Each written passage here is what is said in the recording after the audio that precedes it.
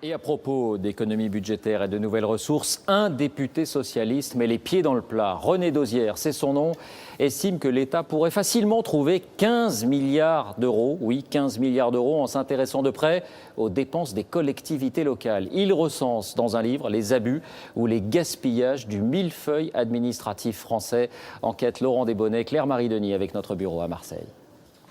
Ce n'est ni une mairie, ni un conseil régional, mais le siège flambant neuf d'Est Ensemble, une nouvelle communauté de communes de Seine-Saint-Denis qui regroupe notamment Bondy et Pantin. Elle est née il y a 2 ans et elle recrute à l'appel des chargés de mission, des assistantes de direction. Objectif, avoir pas moins de 1000 salariés dans 2 ans pour gérer par exemple les crèches, le tourisme, le développement économique ou encore les ordures ménagères. Des compétences dont théoriquement les maires devraient se séparer, mais visiblement tout n'est pas aussi simple. On essaye en tout cas d'éviter les doublons. Après, vous savez, il y a toujours parfois des difficultés parce que quand vous faites la collecte des ordures ménagères, il se peut qu'à un moment la mise en place soit un peu compliquée. Et puis vous avez un maire qui dit les poubelles ne sont pas bien ramassées, donc je vais mettre un petit service en régie au niveau de la commune avec 2 personnes qui vont tourner avec un camion. Ça peut exister. Des petites anomalies qui, multipliées au plan national, se chiffrent en dizaines de milliers d'emplois. Les effectifs des intercommunalités ont explosé depuis 15 ans, plus 221%. Logiquement, les effectifs des communes auraient dû chuter d'autant, mais surprise, ils ont eux aussi augmenté, plus 13%. Le député René Dosière s'est spécialisé dans la chasse au gaspillage en tout genre et son jugement est sans appel.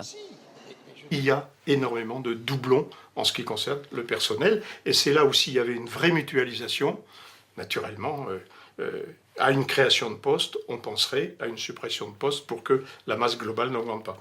Dans son dernier livre, René Dosière va plus loin. Selon lui, supprimer ces doublons permettrait de réaliser d'énormes économies en stoppant la hausse des dépenses au niveau local. On a un rythme de progression qui est trop rapide. Et si ce rythme de progression diminue, on est très vite dans une économie de l'ordre de 15 milliards. Et parmi les économies possibles, le nombre de vice-présidents de ces intercommunalités. Ils sont 42 à la communauté du Pays d'Aix, presque un record national. Rien de choquant pourtant pour la présidente. 42 vice-présidents pour à peu près 1000 fonctionnaires. Franchement, on est dans une logique tout à fait acceptable. Parce que pour contrôler bien les services et faire bien son travail, il aurait fallu au moins 100 vice-présidents. Mais lorsqu'il s'agit de chiffrer la dépense, la réponse est plus embarrassée.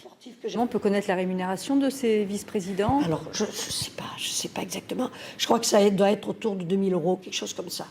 Un exemple qui fait bondir René Dosière. Parmi ses propositions pour améliorer la gestion des communautés de communes, faire élire leurs dirigeants au suffrage universel. Actuellement, les présidents et vice-présidents sont désignés par les maires.